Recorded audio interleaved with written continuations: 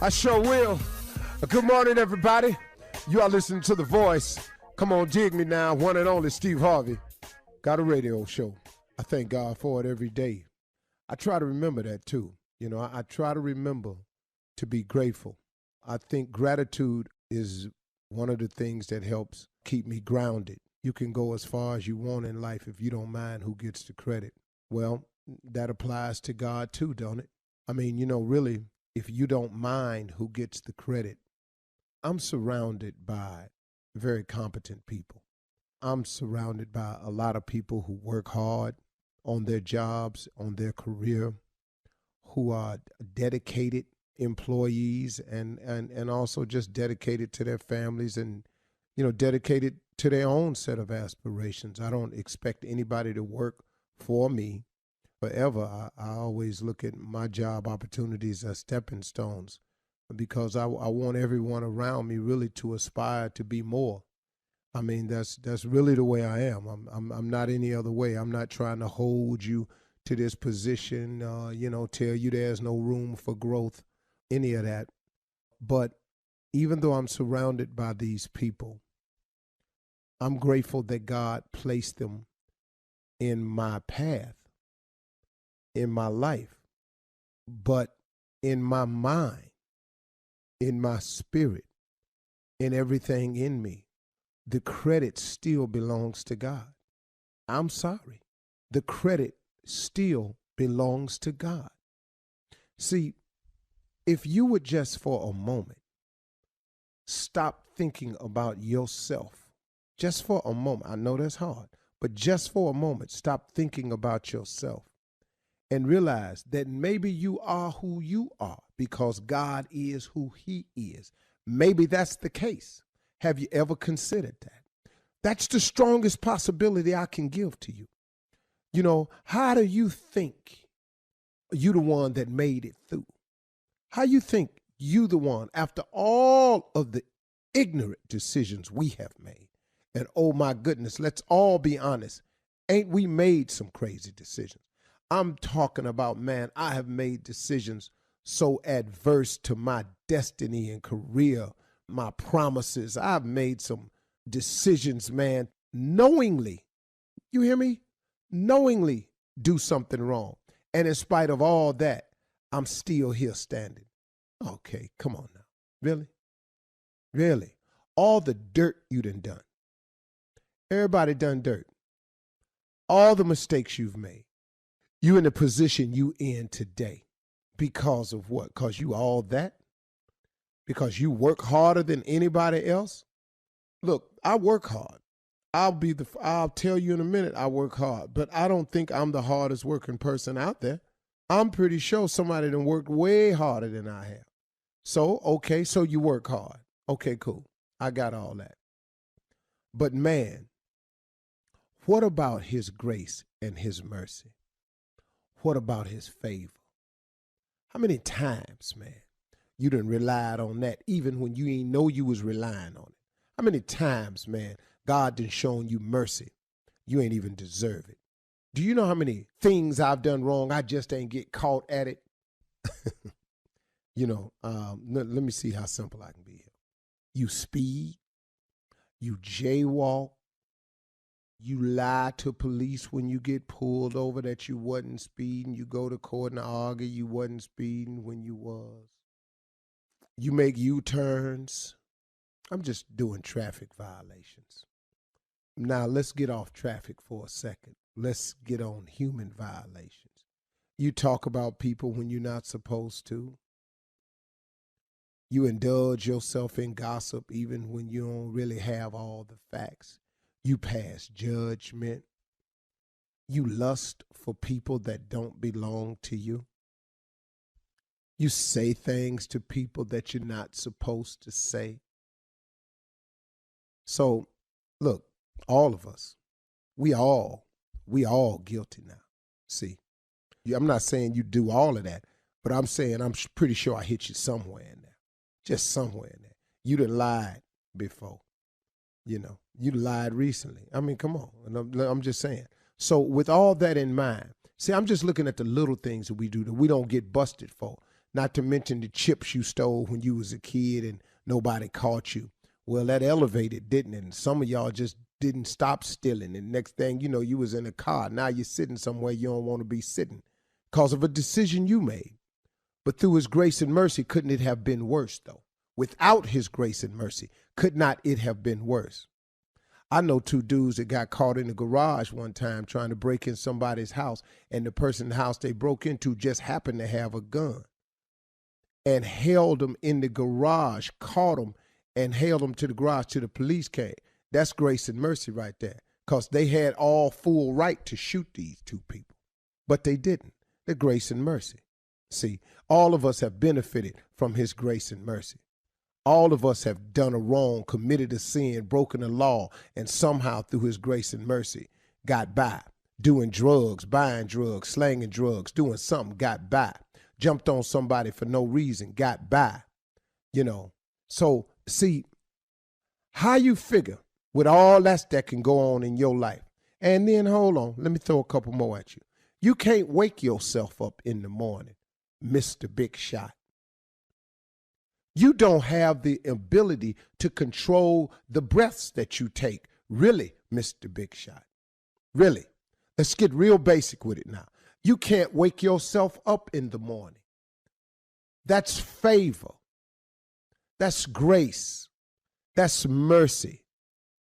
That's him allowing you to wake up. Just hoping we get it right. You know, God spared me through all the dirt I was doing, just hoping one day, man, can you just straighten up a little bit? When I finally straightened up, and I'm going to just say it, straightened up a little bit. See, I ain't straightened up all the way. See, I ain't going to sit here and tell you that. I just straightened up a little bit. He started blessing me.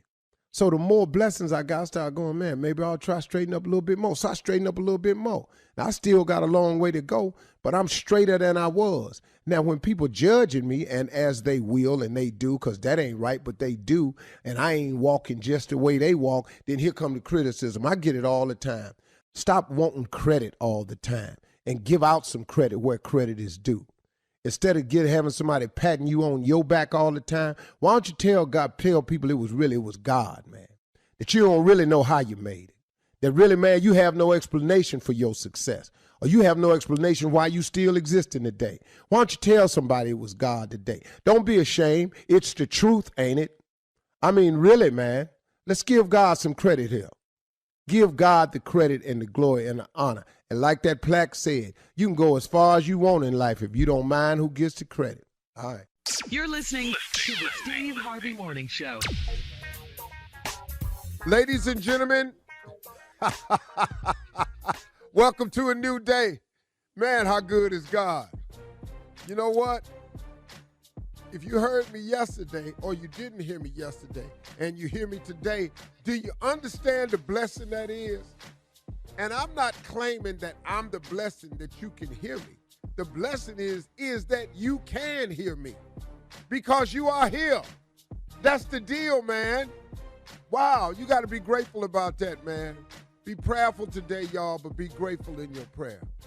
So before you start asking God for anything, thank him for all the things he's done. I have to remind myself of that from time to time.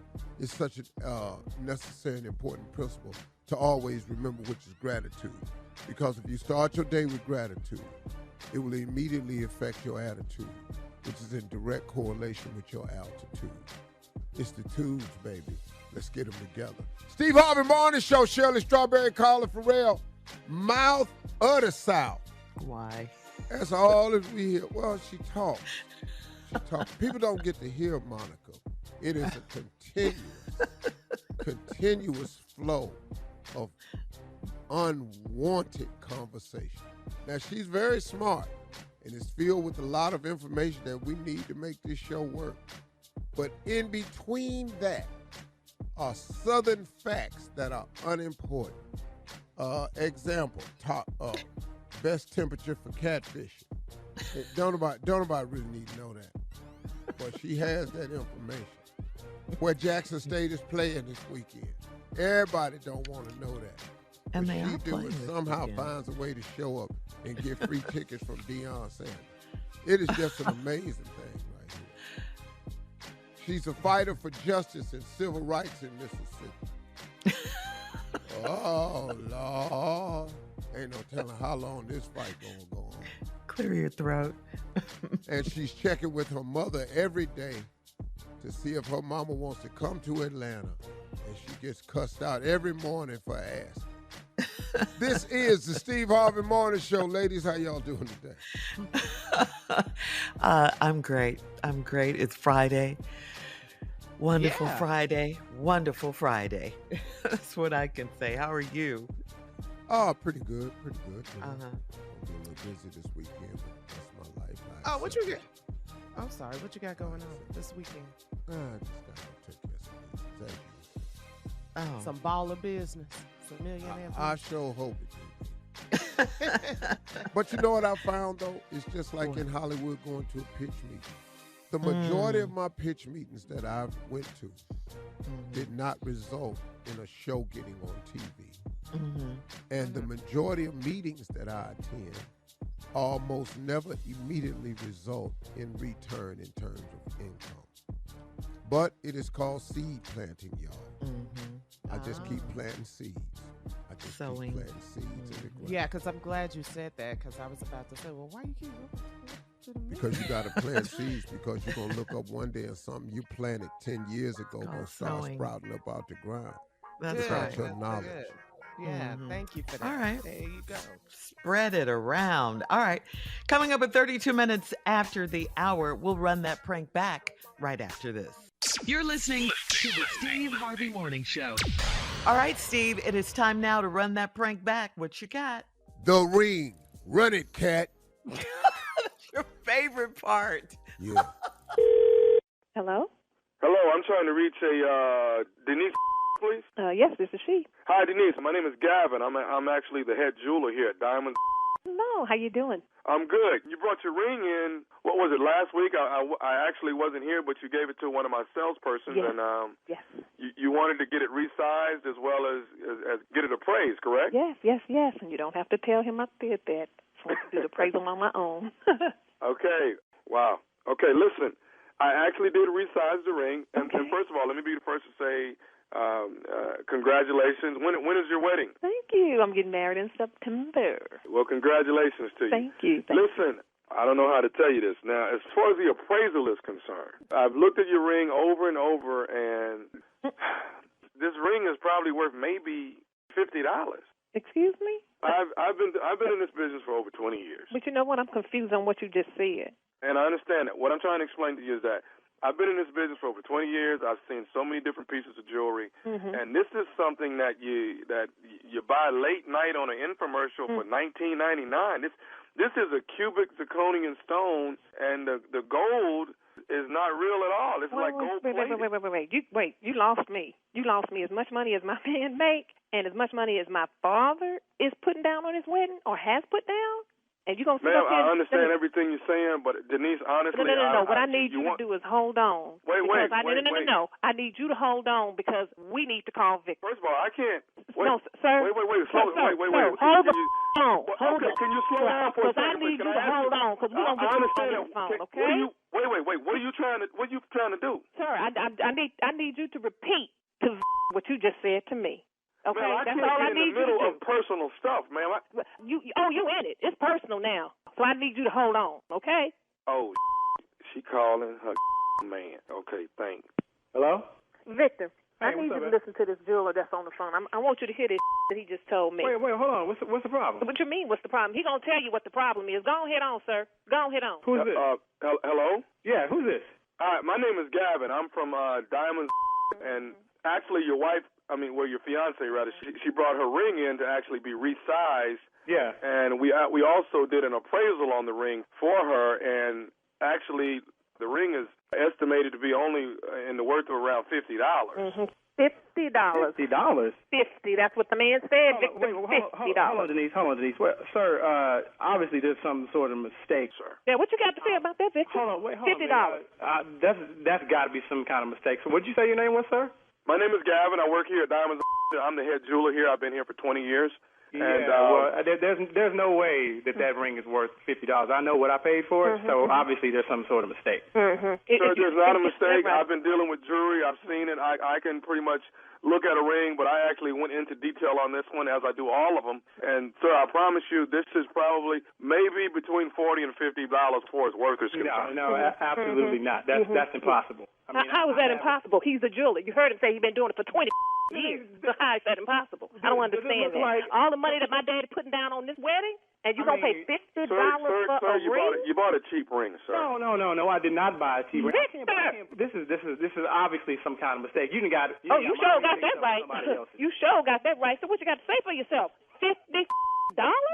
Denise, you cannot believe that's right. This is obviously some kind of mistake, sir. It is a mistake. A mistake in me thinking I'm going to get married to the man of my dream. I do have the engagement ring that was purchased and bought for your wife. No, I don't think you do. I don't think you have my ring, because if you had my ring, you wouldn't be telling me this is worth $50. Sir, I have the ring that your wife, that your fiance brought in. Fiance, ain't his wife yet. Hold on. The man is trying to explain. I'm trying to get to the bottom. Okay, excuse me. Thank you. So you have. I don't think you have the right ring. Sir, I have the right ring, and what I'm letting you know, sir, is that this is something you buy on an infomercial in 2 o'clock in the morning on television. Dude, you don't.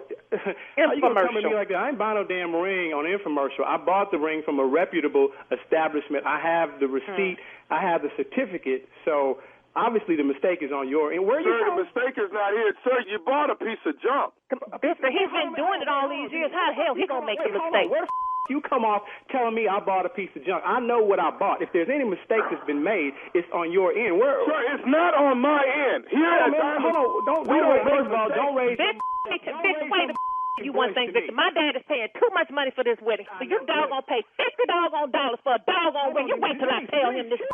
Chill. Hold on. First of all, I don't appreciate you. Sir, I want to tell you this. This is a typical case of you trying to pawn it off on us because you bought a piece of junk for $50. Victor, all the money that you doggone make, and I get $50 worth of a ring? Denise, hold on. Let me talk to you. Where are you calling from? Get to talking. Diamonds. Diamonds. I ain't never heard of that. Where is it? Sir, your wife knows exactly where it is. She's the one that brought the ring in. I tell you what, I'm going to come down there to see the ring that you're talking about. If it's not the ring that I gave my girl, I'm going to take $7,600 out of your because that's what I paid for the ring. So now you want to jump on me because you bought your wife a piece of Come on and now. you want to put it on me. You don't tell me what the I know what the I spent on a ring, and I don't know what kind of you trying to pull. First of all, I don't appreciate you coming to my household trying to mess my and you want to come at me with this? I know the ring better be real. Know that. If I were you, Miss Denise, I would not marry somebody that's going to be... I'm coming, I'm looking for your punk. And you know what, you don't get the ring, it ain't right. Me and you gonna go at it. Can I say one more thing to both of you all? I tell you what, if it ain't some that I want to hear, me and you gonna have some more problems. This is Nephew Tommy from the Steve Harvey Morning Show. Y'all just got pranked by Denise's sister. That's why she ain't got no man today. Wow. That's uncool, man. Wow. That's uncool, Tommy. You about to start some Wow. Vic, I'm sorry, baby. I'm sorry. I will make it up to you, baby. You don't play with a black woman's ring? What is the baddest radio show in the land? Wow. The Steve Harvey Morning Show. Wow. All right, coming up next, it is Ask the CLO with our Chief Love Officer, Steve Harvey, in the building right after this. You're listening to the Steve Harvey Morning Show. Coming up at the top of the hour in entertainment news, Jimmy Kimmel gets dragged on social media for his performance, or lack thereof, at the Emmys. The Palace staff is already complaining about their new king. And R. Kelly has been found guilty. Yep, he's a little demanding, they're saying. R. Kelly has been found guilty again, this time in Chicago. We'll get to all of those stories at the top of the hour, but right now it is time to Ask the CLO. All right, so Vivian in Peoria says, CLO, that my 27-year-old son stopped by my house and he didn't call first. I was in lingerie and I had company at the table for breakfast. My son was uncomfortable and asked me to go put on a robe. I asked him to come back later and he left. He called to say he's hurt because I chose a man over him. Was I wrong? No, you did exactly what you chose, a man over him. He ain't paying no bills at the house. He ain't in here frying no bacon. He's not kind, strong. He don't pick you up and carry you around the room. You know, really? He upset. That's the priority. I'm just, you know, you grown. You done put all your time in raising him. Now he still wants some more damn baby. Yeah. He's 27. I told him to go put a robe on. He don't tell you what to do. You told him to leave. Just leave. Come back some other time. You chose a man over me. Yes. And that choice it's gonna be a lot of women gonna pick other men over you. Get over it, boy. Man, Mama, I'm coming by. You is it okay? No, I'm sitting up in some panties with a man. If you want to come on, you can come. She said That's lingerie. what she told him. Just to be clear. I'm just saying, if you'd have called, you might have got the information without getting the shocker stick of looking at it. Right. Right. Sitting in here with these panties on, you can come on if you want to, but he likes it like this, so we gonna have breakfast and coffee. And he's sitting up here in some boxes. So come on. All right. I think we should move on. I love it. This one's from Nita in Richmond. Nita said, Saturday morning I was cleaning up and saw a receipt from a flower shop. My husband said he sent his friend a bouquet after her grandmother died. He's never given me flowers, so I was shocked and jealous. Is it wrong to be jealous this time? Well, your grandmama ain't died. No. See, hello, you on the roll. Now, when your grandmama died, you gonna get some flowers too. So now, that's what he did. He gonna buy you flowers. You ain't asked for no flowers. He just sent a friend some flowers because her grandmama died. Being thoughtful. That's all that is. Right. So should she ask for flowers instead of expecting her husband to give them to her or send them? Drop in. Like if you want, flowers, I would say, hey, I would like some flowers every now and then. Since you passing out flowers. But then be sweet about it. Yeah. But you mad because he done bought somebody some flowers. She's shocked and jealous. Yeah, that's what it is. So if you want some flowers, just say it would have been nice if I get some flowers in there waiting. See, now if he don't get you none after that, then he waiting on your grandmama to die. That's terrible. Moving on to Porter in Detroit. Porter writes, I'm a 28-year-old engaged man, and I've never cheated on my fiance. But the other night, I was out for a drink, and I flirted with a younger woman. Before I left, she gave me an oral treat in the bathroom. It's not cheating if I didn't touch her, right? What? Boy, He's I 28. wish that was true. What? Oh, that it's not cheating if you don't touch. But what? Yeah. So you thinking you can do that and go to heaven? Come on, boy. All right now. Porter. Yeah, man, that's still cheating, dog. I don't think That's heaven what was it a is. consideration. But now, let me help you understand something, son. The thing you have to understand, you are going to be faced with temptation till the day you die. Yes, Amen. You will not escape temptation in this world, sir. It is on all of us. Women are tempted. Yep. Men are tempted. Yep. It don't have to just be sex. But you're going to be tempted with something till the day you die. That's the deal. Now, you think because you a fiance and you think because you finna get married that you still ain't going to see somebody fine? Right. And you think after you get married, because you married, you ain't going to think she fine? Son, buckle up, hold on tight. It's way more of that coming. Hang in there, man. Try to remember who you are, what the end goal is, and do everything in your power to act like there's an end goal. It's when we don't keep in mind the end goal that we react to now. Yeah. Good luck, son. Resist the temptation, huh, Steve? You gotta try as hard as you can. You got to resist it. But what an offer this was, though. Wow. And boy. And I will tell you this now. Not all the way mad at him. I don't know where he went to get this drink at. I know. You probably don't need to go down there to get no more drinks. And he's 28. He said the woman was younger. Okay. Moving on, last one, Steve. Destiny in Fort Lauderdale says, I picked my daughter up from daycare and there was a new teacher there.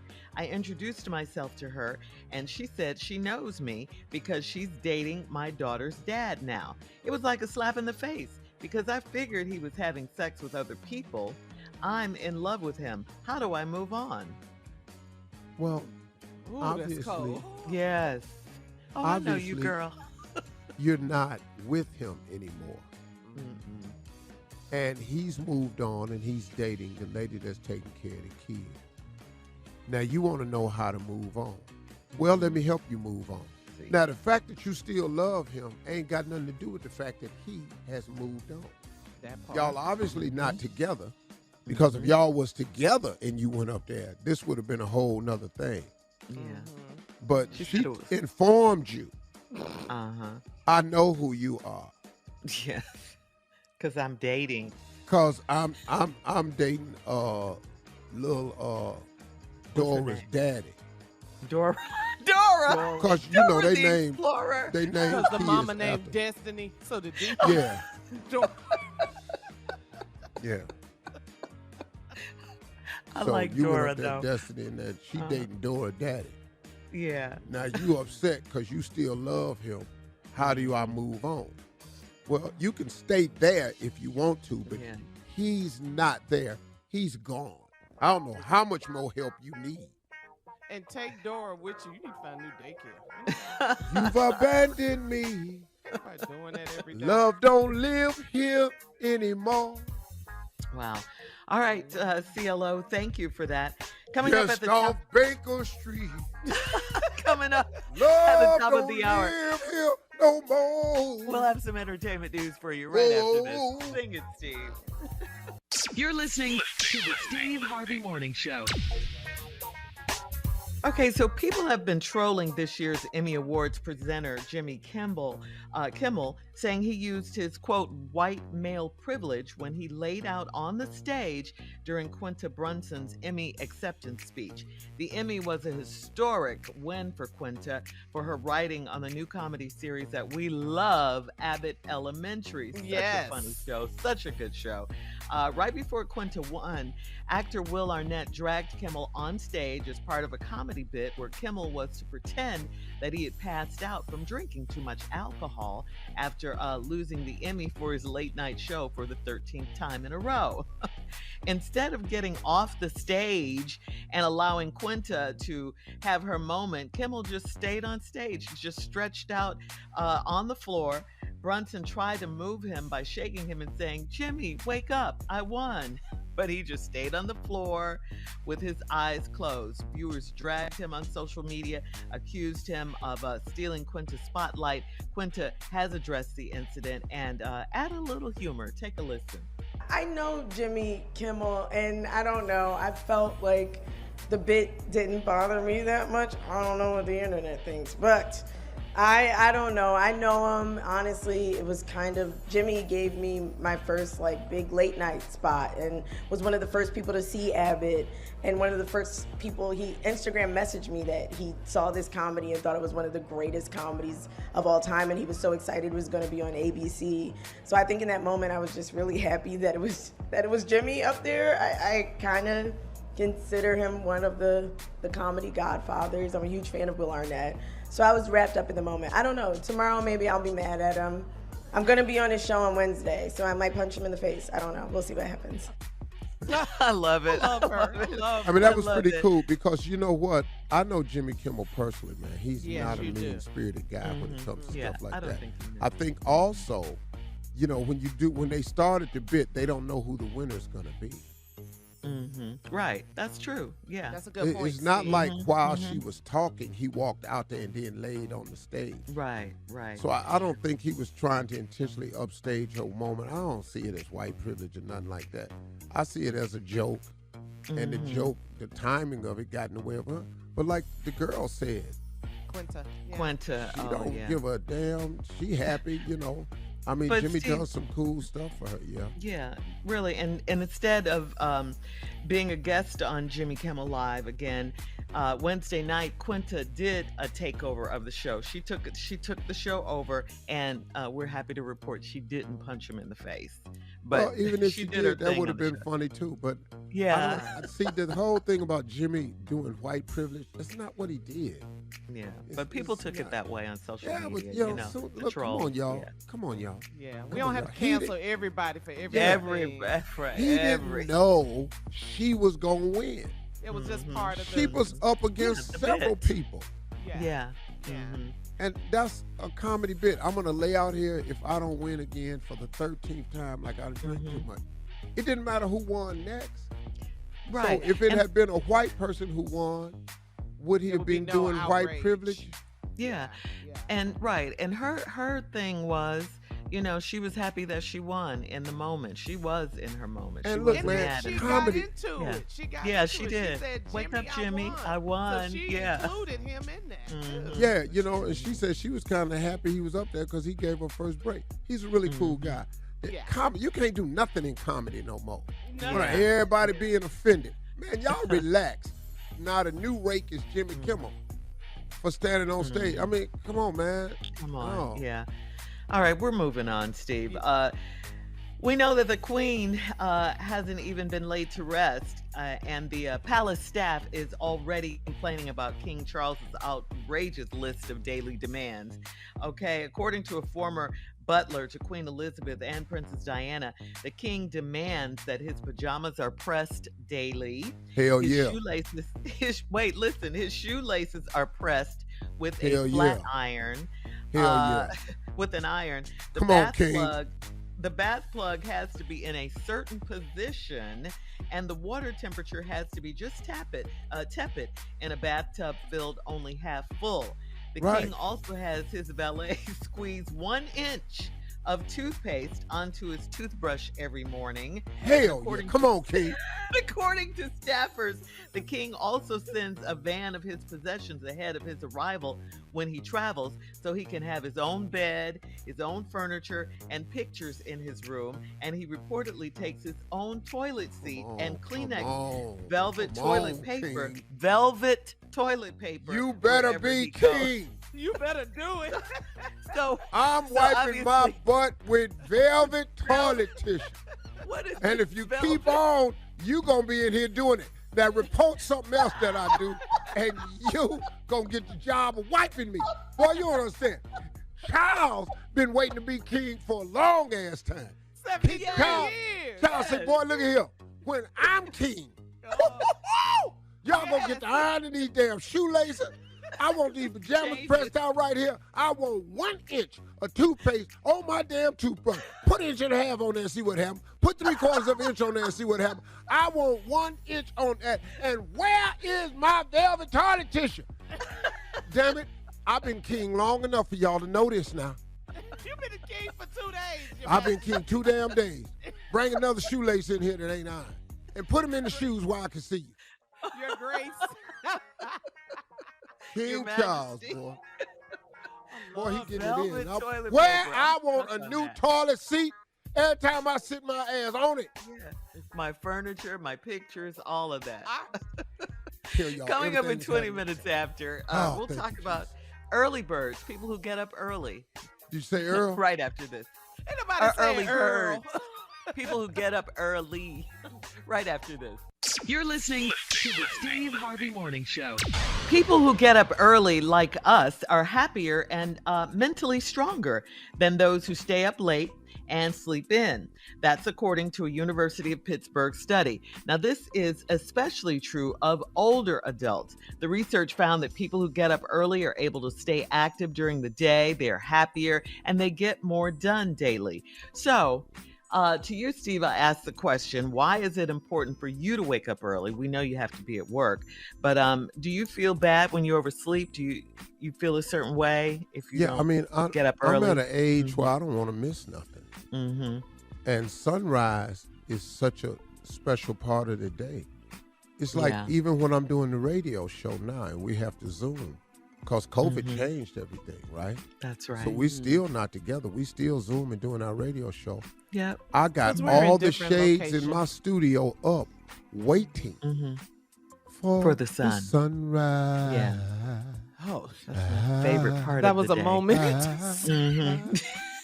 Come on, When I Hall & feel cold, you want me. Yes. And when I feel I can't go on, you coming home. You better Everything sing it. in my life got a song connected to it. Uh-huh. I wake Right. up early to start singing. Early risers are smart people. They're go-getters. And you can turn yourself into that. I think the tragic mistake we have is when people say, I'm not a morning person. That really bothers me when I hear people say that.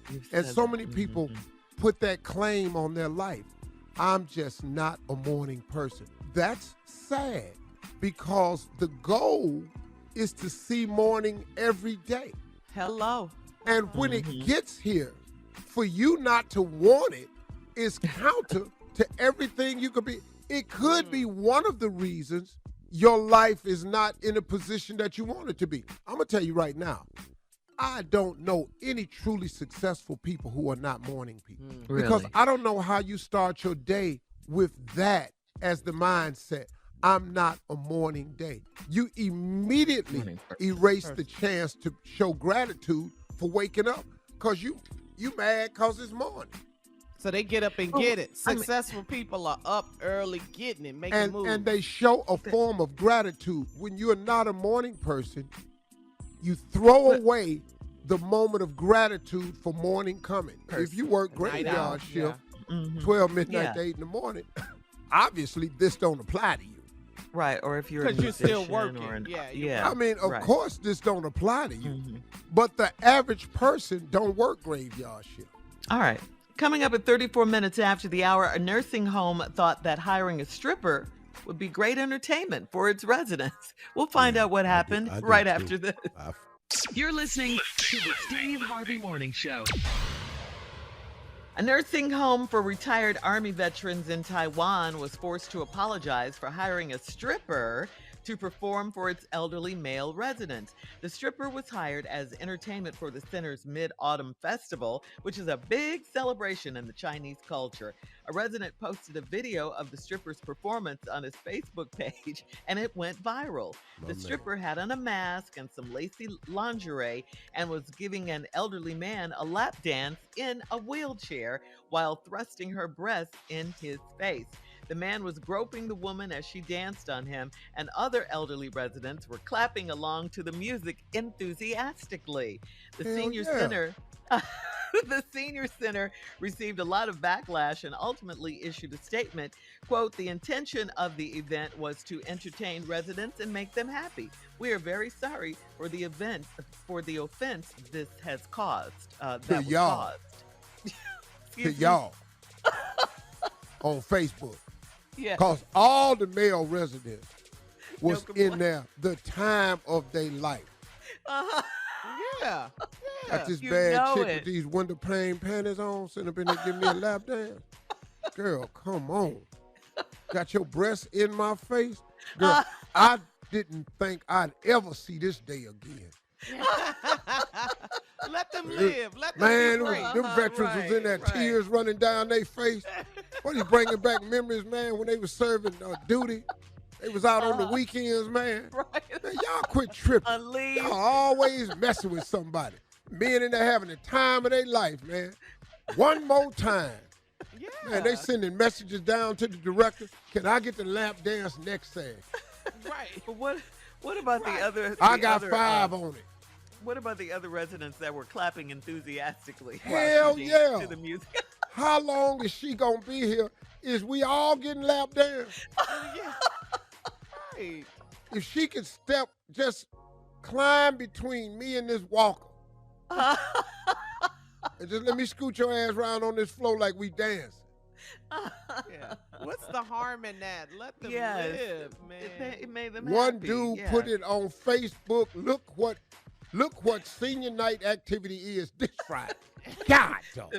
Mid-Autumn Festival is lit this year, right? Do you know how many men that now put in the application to stay in at that senior citizen home. Yes.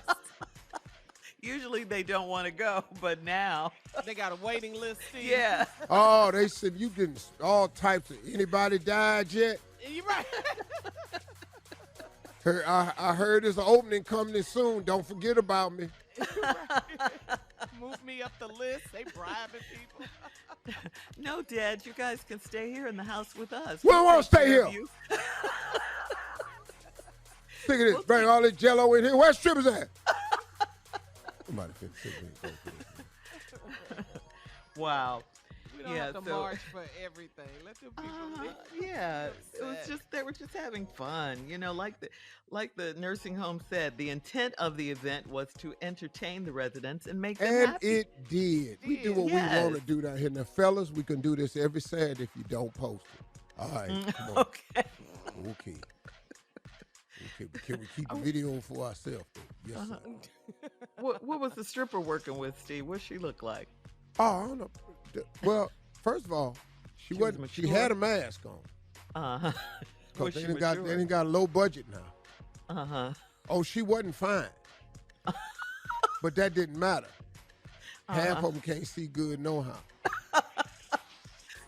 Yeah, they had got her from the other strip club, the one that had closed down. Yeah. She was given what was supposed to be gave, as they say. She done probably got fired from several strip clubs before. That's who they found, but she worked out just fine in there. Wait, excuse me. Yeah. She got fired? What'd you probably say, got fired. You can get fired from a strip club, You ain't get no tips. Don't nobody call for you out the back. You go on break. Don't nobody say where she going. You just on break. Let her stay. You don't come out with the rest of the girls. Don't nobody ask for you. Management see that type of thing. All right. You on stage, you been up there dancing for 15 minutes at $3 on the floor. Coming up next, it is a prank phone call for today, right after this. You're listening to the Steve Harvey Morning Show. Coming up at about 4 minutes after the hour, it's my strawberry letter for today, and the subject is, I went back to the streets too soon. Okay? I went back to the streets too soon. We'll get into that, find out what that's all about in just a few, because right now it is Steve Harvey, the one and only, with today's prank phone call from the nephew. What you got, Steve? Condom recall. Run it, cat. Hello? Hi, I'm trying to reach I believe it's Mark Davidson. Oh, yes. He's not here right now. You don't want to leave a message? Well, this is Barry. I work here. I'm the manager here at Walgreens. Is he going to be home anytime soon where he can maybe give me a call? I can chat with him? I'm not sure. I mean, he can be back within like an hour or so. What's going on? Well, we got a transaction here that he made on Friday of last week. And basically what's going on is we've had a bad batch of condoms, and there's actually a condom recall. This was a credit card transaction, so we're trying our best to reach out and get as many people as we can and let them know that those condoms are defective. So there's a recall on the Magnum condoms that we've had here at Walgreens, and what we're trying to do is call everybody that has purchased them within the last week. And, he purchased some on Friday, so what we want to do is reach out to him and let him know to bring those back. Wait, I'm sorry. So you're saying that Marcus purchased these condoms on Friday? The date I have here on this transaction, ma'am, says Friday of last week. Yes, ma'am. We don't even use them. But for the fact that you just called me talking about that my husband used condoms last Friday when we don't even use them at all, I'm so upset right now. Okay, you know what? Hold on. I'm going to call him right now in 3 ways. We have to get this through this. I'm so upset. Hang on a second. Would you rather give me his cell and I give him a call and let him know what's going on? Could you just give me his number? Oh, no. I'm calling him myself right now. Hold on. Babe, what's up? I'm about to get in the chair. What's up? I'm at the barbershop. What's up? I'm getting in the chair right now. Nah, I think you need to get up and go outside because what I'm about to say, you don't want to talk about this in front of all your people over there. Wait, what? Wait, okay. Give me a second, bro. 1 second. 5 minutes. What? What's going on? What's up? What's up, Sarah? Wait, don't be like flexing in front of your folks. First of all, so why do I get a phone call from like the manager of talking about you bought some condoms and they were defective last Friday? Really? Wait, what? Is this some type of joke right now? Baby, what are you talking about? What are you talking about? What am I talking about? You tell me what I'm talking about. You tell me what he's talking about. You sound crazy. I'm trying to get my I'm not crazy. I'm not crazy. This is real. What? Cut the out and tell me what's going on right now. Excuse me. Hello? Hello? Who the who is this on my line? Who you calling me on the phone? Who is this? Okay, how you doing? You're Marcus, correct? Who is this? I'm Barry. I'm the general manager at Walgreens, and we were calling. Barry, wait, Barry. How you get my number? Why my wife calling me talking this crazy about a condom or something, Barry? What's happening? Get to the point, bro. No, I'm not crazy. You're crazy. Babe, okay, what's your name? Barry. Okay, my name is Barry. I'm the general manager here at Walgreens, and basically we have a condom recall, and we have your credit card that you made a transaction this past Friday. Wait. Barry. What the are you talking about? No, you're going to try to act like you don't know what he's talking about? Really? You know Tyra, exactly what he's talking quiet? about. Tyra, could you be quiet? No, I'm trying to get, because this is crazy. I'm trying to get a haircut. I don't got this. Okay, so, sir, what it is we have a transaction with your credit card that condoms were purchased, and what's happening is those condoms are defective. So we're doing a recall on all of them. So we're trying to get those condoms back. We don't want anybody. Barry. Yes. First of all, you made a mistake. You couldn't possibly have my credit card, sir. You really. Okay, well, sir, hold on, Barry. This is my family, Barry. I don't play about my family, Barry. Okay. What are you talking about, Barry? I've stated it, sir. This card. This is how we got the number to your home where your wife is, and we were trying to actually just read. We weren't trying to create any problems. We just wanted to let you know that the condoms were defective. That's right. Sir, I don't know, Marcus. The fact. Baby, first of all, baby, you're doing a lot on the phone in front of Barry. I don't even know where it's coming from. You're doing a lot now, right? Now. You're doing a lot. You're doing a lot. Listen, baby, we discussed it. We passed this part in our relationship. I told you that I was done with that part of my life. I told you that. Barry. So disrespectful. I apologize. Listen. Were you in Walgreens on Friday of last week, sir? I was not. Well, these were purchased Friday around 6 o'clock Friday evening of last week. Barry. Guess what? He wasn't home. I'll tell you that much. It's very fascinating. Said he was at work doing overtime. Sweetheart. Right.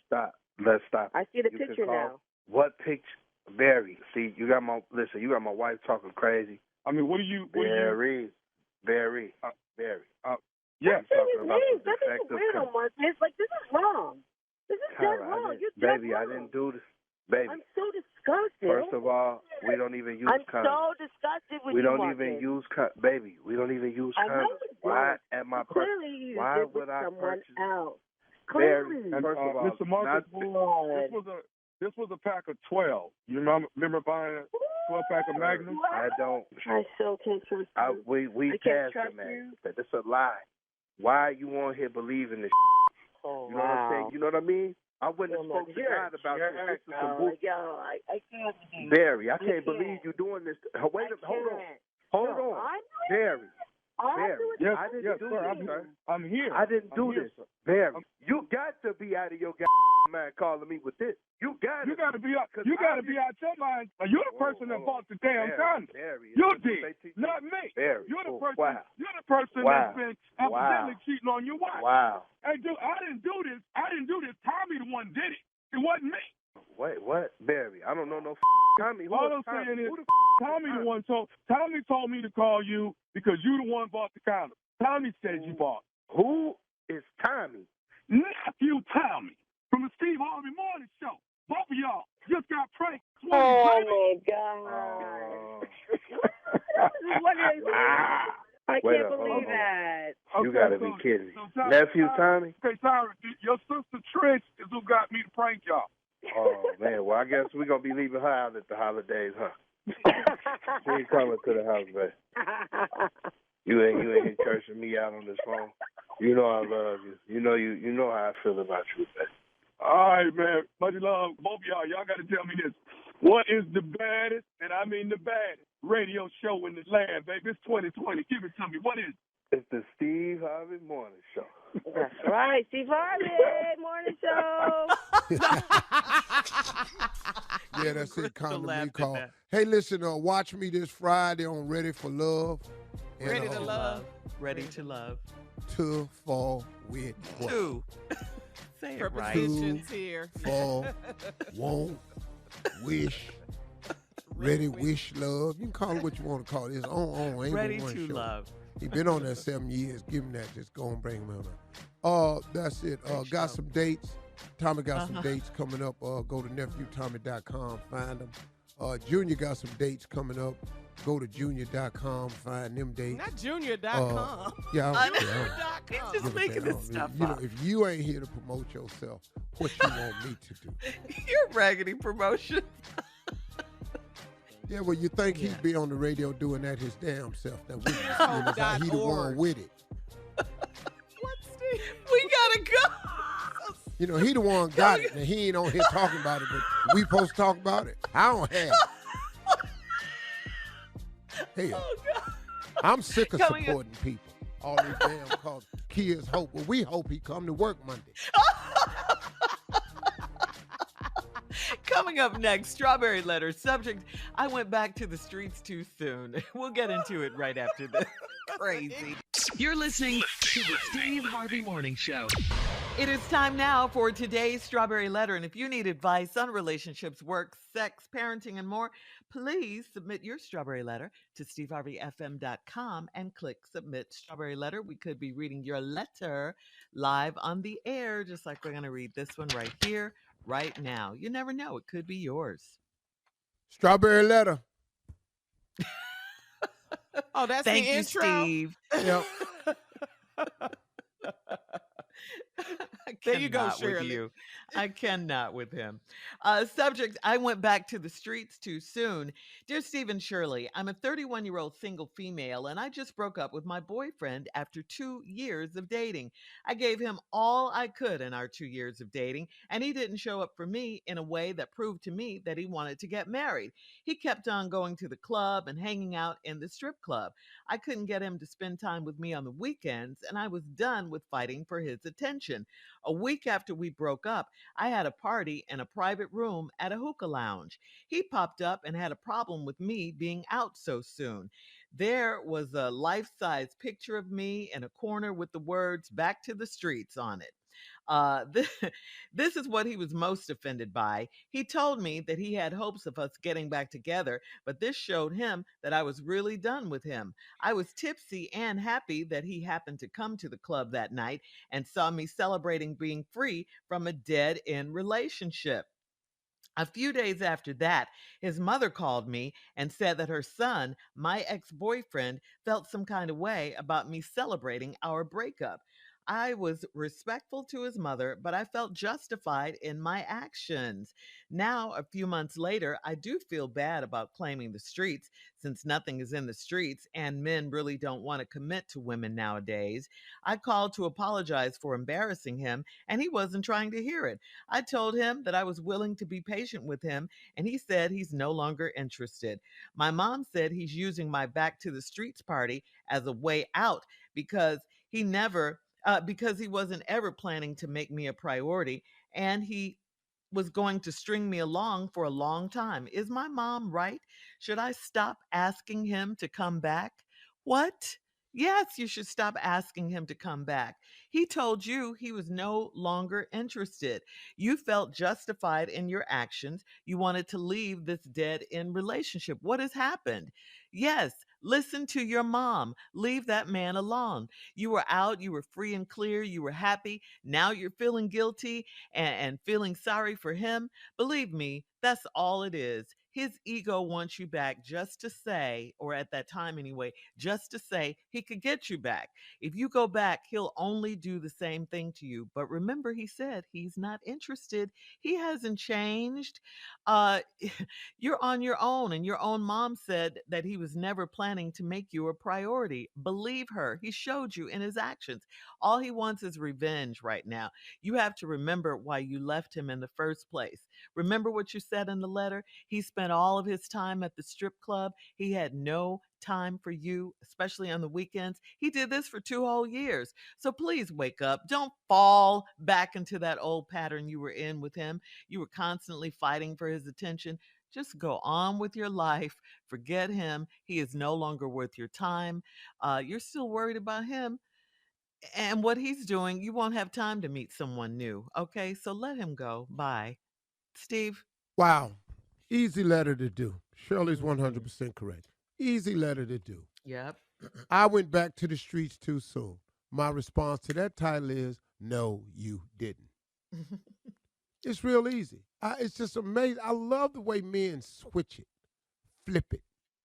I love it. But it's even more amazing how when a woman allows it. Because of your kind heart and always trying to fix men and heal everybody but you, you wind up being the most injured all the time. If women focused on fixing themselves like they focus on fixing others, there would be less damaged women in the world. Man, don't let a man tell you twice he don't want you. What is wrong with this? Now, you 31-year-old single female. You broke up with your boyfriend after 2 years of dating. So for 2 years, what did he do? You gave him all you could for 2 years of dating. He didn't show up for me in a way to prove that he wanted to even get married. Kept going to the clubs. Kept hanging out at the strip clubs. Couldn't get him to spend time with you on the weekends. And I was done with fighting for his attention. It took you 2 years to come to this. But you did it, and congratulations. A week after we broke up, 1 week, you had a party in a private room at a hookah lounge.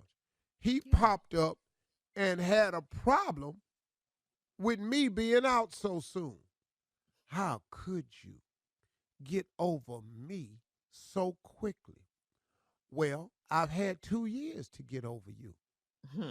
You ain't been coming here on the weekends. Now I'm throwing a private party in a private room at the hookah lounge on weekend. Now you on a weekend. You're available now.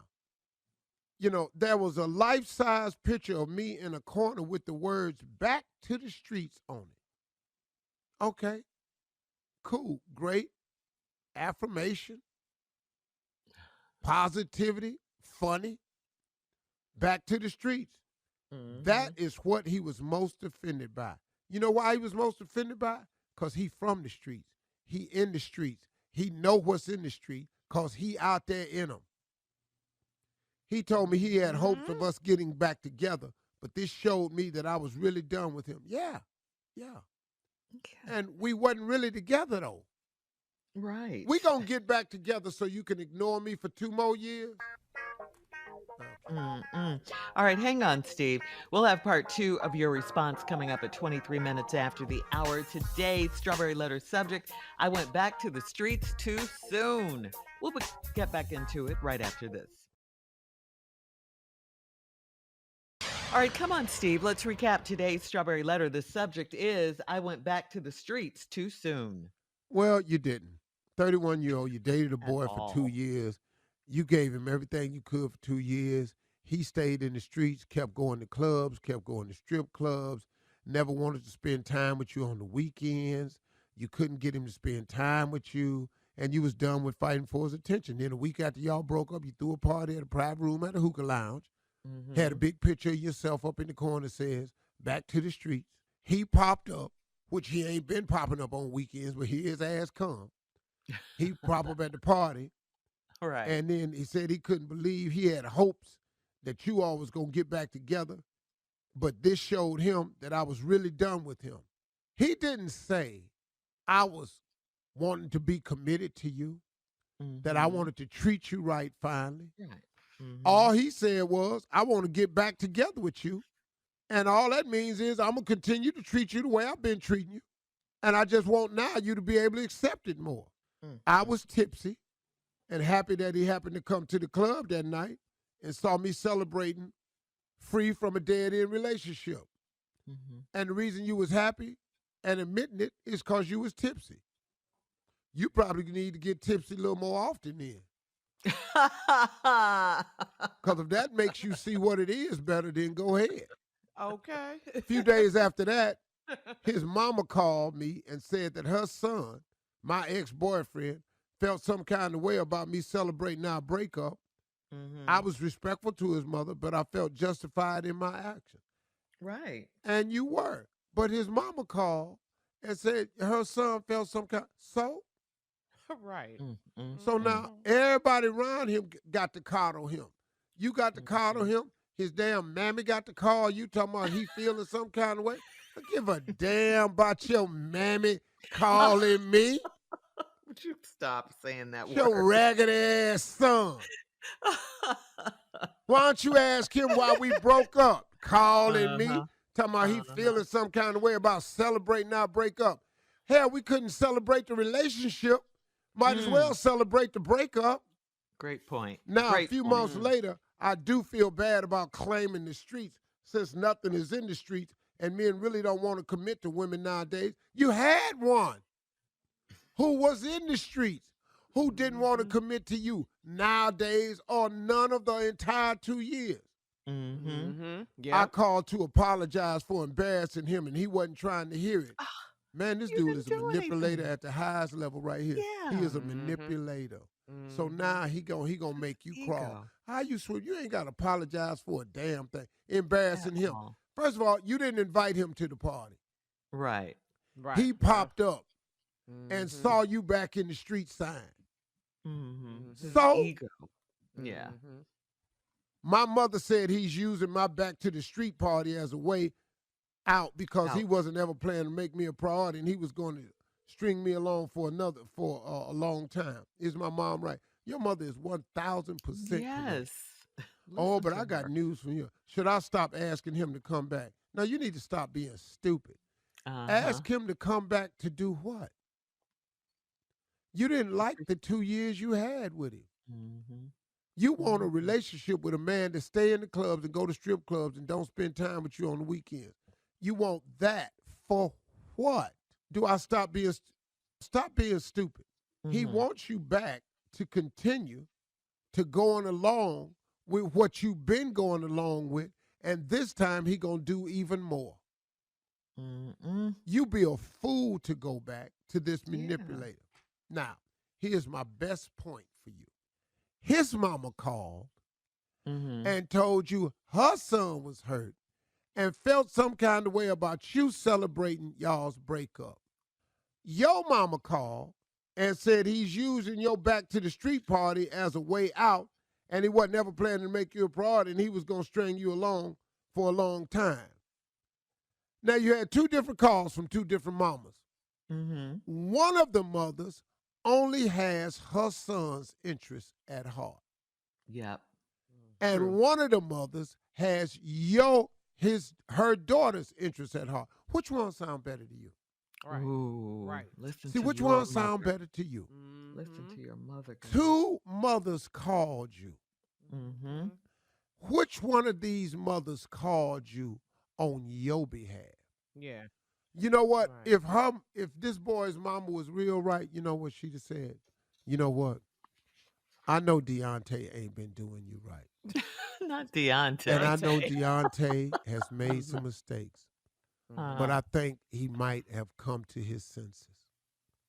And, you know, you a beautiful girl, and I love being around you. Just talk with him and see maybe if he didn't grow up behind this, because Deontay just sitting around moping. He ain't been the same.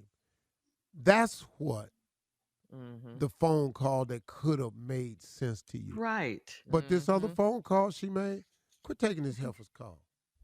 But he himself told Call her he was no longer Deontay interested. and say, tell your mammy, don't call me no damn more. Okay. Love it. Or better yet, give All right, your Steve, mama Deontay mama number. Leave us your comments on today's Strawberry Letter on Instagram at steveharveyfm.com and check out the Strawberry Letter podcast on demand.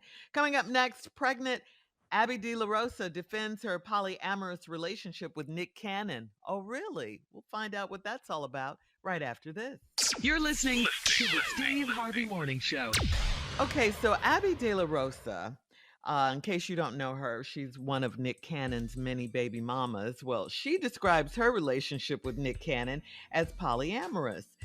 De La Rosa shares twins Zion and Zillion with Nick Cannon. What does that mean? You know, you have more than one love. You're in more than one love relationship. Okay. Sharing is caring. Poly meaning more than one. They share twins together, and she's pregnant with their third child now. On a recent episode of Lovers and Friends podcast, De La Rosa said that being polyamorous doesn't mean that you have low self-esteem or self-worth. And despite Nick Cannon being her, quote, primary partner, she sees monogamy for herself down the line. She added, I love where I'm at this very moment. It's just not my forever. Last week, Nick Cannon bought 41-year-old De La Rosa and their twins home. He brought them a home in L.A. So... Well, she's saying, a lot of people think when you're in these kind of, these poly relationships like this, that you're in it because you have low self-esteem or you don't value yourself, no self-worth, all of that.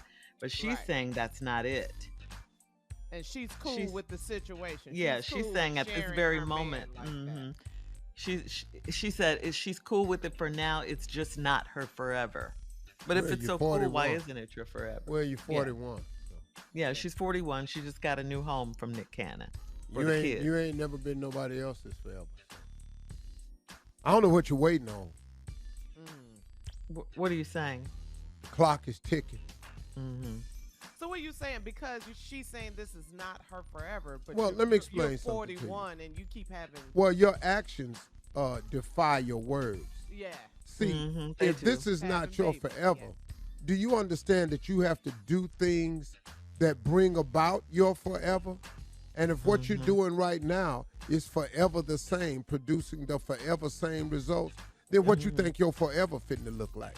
Yeah. Because if you're doing nothing to be monogamous, but now all of a sudden you want, so what day is it that you get to pick where your life changes to be just the way you want it to do? Yeah. When you've done no prior practice of the lifestyle you want. You just don't pick up and say, you know what, I'm no longer, I'm going to be monogamous today. Well, now you got to find somebody to want to put up with that because everybody else right now is proof that you want to be polyamorous or whatever they is. Polyamorous. So, you poly for 41 years, now you want to be money. What? Poly You need to make up your damn. I like it. You want poly I like or it. you going to be money? All right. We'll talk about living with a neat freak and what couples argue about the most when we come back at the top of the hour right after this. You're listening to the Steve Harvey Morning Show. So being married or sharing a home with someone can be really hard. We know that, especially if you or your partner is a neat freak. So it comes as no surprise that the biggest arguments among couples who live together center around housework. For instance, not putting the dishes away, leaving the lights on, leaving the toilet seat up. These are the three biggest complaints. Even worse, 1 in 4 people say their partner starts the housework, but then walks away without ever finishing it. What is going on here? So I'm going to ask you first, Carla, because I think we know Steve's answer. But who's the neat freak in your house? You or Tosh? Both of us, really. Neat freaks. We both pick up. So thank you. So Steve, who do you clean up after yourself? I wish the hell I would. I knew it. What's all these people in here for? So let me ask y'all something. I got to buy all the damn groceries to eat. I pay you. And then I got to clean up what I ate. Right. But I done went to work to buy all the damn groceries to create the dirty dish. Then I pay you to do the dishes. Then I'm going to clean up dishes. So I wish the hell I would. So wait. Wash the damn dish. What? Yourself at all. So that's what try. Okay, scenario. That's what I'm saying. Not to.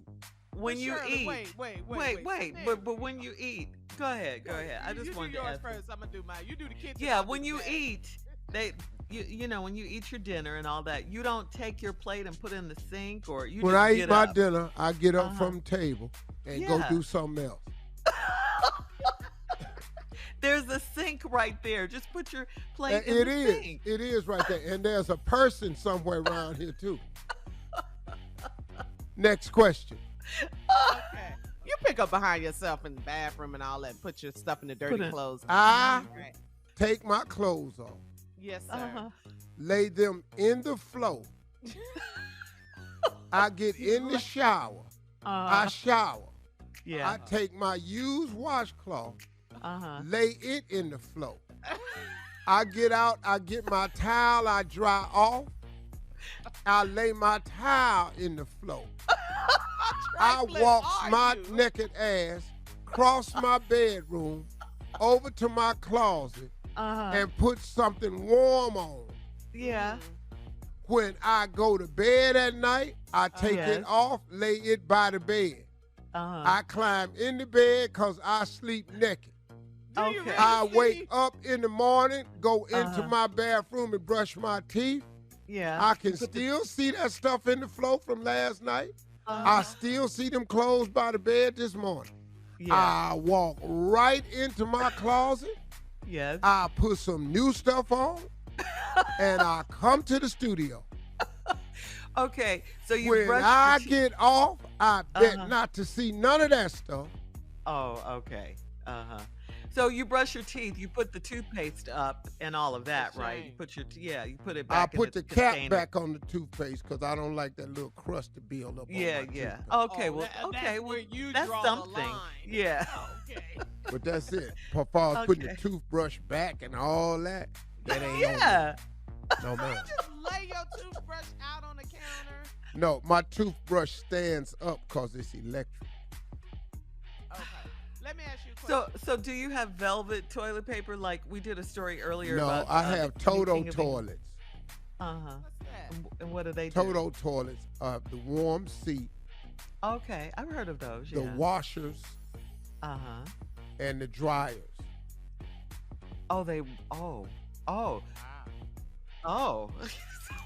So what, Carla? Oh, I just had a question, but we ran out of time. Yeah, we ran out of time. I thought you said my favorite thing. Your booty.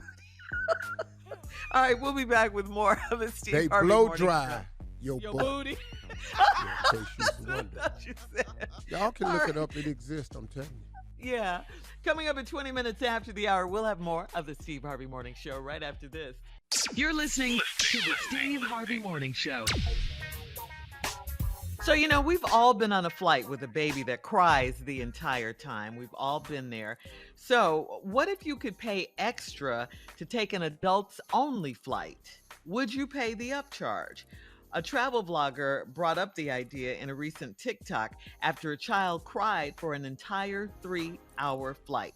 Some of the parents on TikTok said they prefer not to travel with their own children. So, Steve, would you prefer to fly without children, mainly small babies that cry on a flight? I know you don't have that issue, but yeah. In all the years I've flown, I've had a couple of incidents with kids, but like if your baby back there crying, I know how to shut his ass out. I don't even hear him. I ain't gonna put my headphones on. I look out the window and block his ass out. You got to understand. I'm on my third marriage. I know how not to listen. And if you have children, yeah. I've had a grown-ass woman in my face talking to me, and I ain't hear a damn thing she said. Just ignore. I'm talking about talking to me just as crazy. I don't give a damn. I be looking dead at her ass. Oh, she thinks you're listening. Oh, yeah. Done blocked her out. But you know what, too, though? As a parent, when you're on those flights, it doesn't bother me because it ain't my kid crying, so I ain't got to deal it's not with your it. kid. But you know what? I feel sorry for the child because a lot of times it's They're that sick. cabin pressure. It's the popping ear And it's popping in and their all that, head. right, Steve? And they That's crying what it for is. 3 hours because they are in a world of misery. That's right. That's And right. You feel it's sorry for the nothing babies. you can do. All right, coming up at 33 minutes after the hour, we'll play a round of Would You Rather right after this. You're listening to the Steve Harvey Morning Show. All right, it is time now to play a round of Would You Rather. Would you rather, Steve Harvey, Go yachting for a year all by yourself, or would you rather all of your kids move back in your house? B. Oh, you rather for all your kids to move back in? Go yachting all by yourself? You talking about on a boat alone? Driving it and everything? Man, hell no. Don't bring them kids on back and get the hell out this office. All right. Would you rather have smelly feet, stinky feet, or a continuous runny nose? Oh, I can put some shoes on. Yeah. I can put some shoes on. I done had that before any day. What, stinky feet? Oh, yeah, hell yeah. I done pulled my shoes off before, and I've had to leave the room. Your own self feet. And the feet was, they came with me.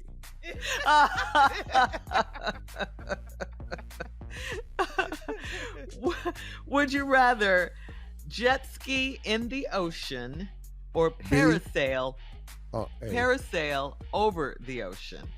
No, A. So you rather jet ski in the ocean? Because if that cord break, on the parasail, and I've seen it. Oh wow! You've seen the cord break? Oh, I've seen the cord come loose. I don't know if it come off, and their ass was just up in there, and they slowly came on down. Fell in that damn water. That pair of shoes on top. No, hell no. But they could swim. They had them life vests on. Oh no, hell no. I ain't never doing that. Can you swim, Steve? So just that I have what you call get back. Get back. Yeah. I can swim good enough to get back up on whatever I fell off of. Because I damn sure ain't died. I damn sure ain't died. I can swim just enough to get back on whatever the hell that. Now, if I'm out in the middle of the ocean, I'm in trouble, man. Yeah. Survival skills. Yeah. I'm in trouble. Yeah. All right. Would you rather go back to age 45 for a week, or would you rather go back to age 25 for a week? 45, boy. Woo! You know, what was happening at 45? Sin and debauchery. That was 20 years ago. You're 65. Yes, Lord.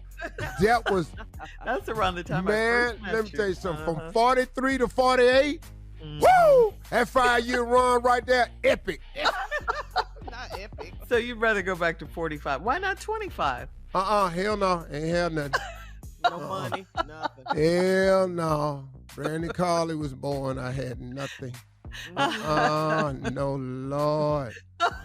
Jesus. No, we not doing that. All right. That's today's round of Would You Rather. Coming up, it is our last break of the day, and at 49 minutes after the hour, we'll get some closing remarks from the one and only Steve Harvey right after this. You're listening to the Steve Harvey Morning Show. All right, guys, here we are, our last break of the day. This is our last break of the week on this Friday. It's been a great week, yeah. It has. We're holding it down.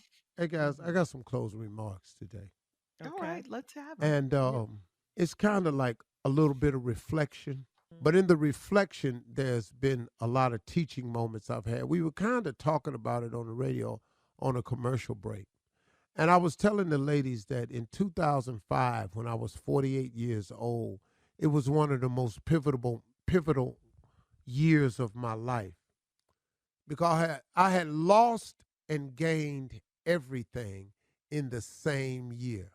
I had lost everything in 2005. 2005 started with the announcement that the radio show that Shirley and I ran and the top morning show in the country, 100.3 The Beat, didn't want me to do radio anymore.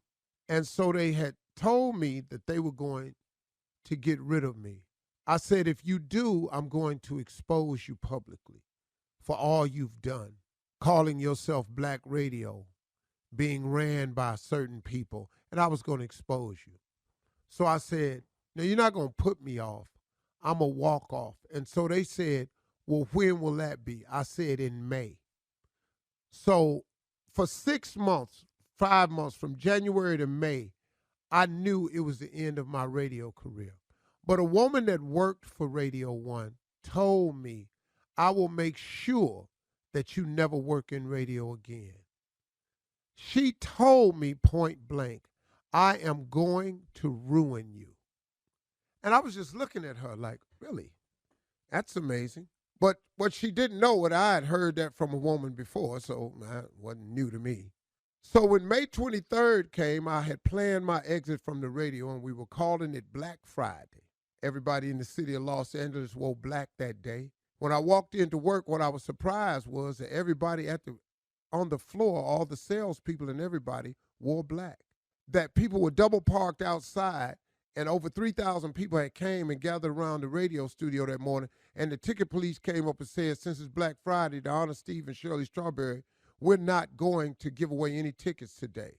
That prop people had came and set up caskets with radios in them, talking about 100.3 The Beat is dead. Now, little did I know, but on May 5th, I also got the phone call that Steve Harvey's Big Time was being canceled on the WB. So what I had planned for the 23rd, I didn't know that on the 5th, I would lose my TV show and my radio show all at the same time. And in November, I was getting a divorce. I had lost everything. Something had happened and somebody had stolen all my money. I had no money, no TV show, no radio show, and no marriage, all in 2005. But in that same moment of failure and demise and everything going right, I gained everything that year. I gained three things. I gained my freedom. I gained the syndicated radio show, which is now the #1 radio show in the world in morning drive adult contemporary. And I gained a wife named Marjorie. We didn't get married in 2005, but I met her again in 2005. So in the middle of losing everything, because I never wavered in my belief that God is able, in the middle of losing everything, I gained it all. My lesson for you that I'm sharing with you, in the middle of losing everything, in the middle of it all going wrong, just hold on and keep the faith, because you don't know what God has in mind. But if your focus is purely on the loss, sometimes you overlook the gain. Now, when I had planned to exit radio on May 23rd, Black Friday, little did I know I was going to lose my TV show on May 5th. I already knew that divorce was in process, but it was going to come in November. And that in that divorce, at the end of 2005, I had $1,700. I had made millions. But I didn't know what God was planning. I didn't know what God had in store for me. I just believed that he wouldn't leave me like this. I even said it to him. God, I can't believe all this is happening. Man, I told you I was leaving radio on the 23rd, but how you let them take my show? Now I'm getting this divorce and I'm losing everything? Man, God, what's up? He said, sit still. I'm going to show you what's up. So the deal got cut for the syndicated show with iHeart and New York, WBLS. And I have 4 stations, 4 cities. They told me if you have 25 cities in 3 years, you'll be considered a success. We had 60-some cities in 3 years. We got over 100 markets now. I've got the chick of my dreams. Do you know after 2005 what happened to me? You know the TV shows I've been on since then, after they took that one show off the WB. Matter of fact, the WB don't even exist no more. And 100.3 The Beat ain't ever been the same since then.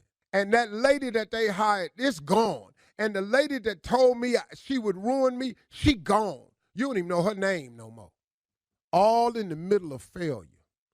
And I ain't telling you to brag. I'm bragging on him. I'm bragging on God. I'm bragging on faith. I'm bragging on when it look like it's dark. You have no idea. God will cut a switch and to be so much light in your life, you'll to be blinding. Stay in there when it's going wrong. Hang in there when it's going wrong. Because that God you serve, he can make it right. Those are my closing remarks. Y'all be good today. Talk to God today. Love to hear from you. Have a great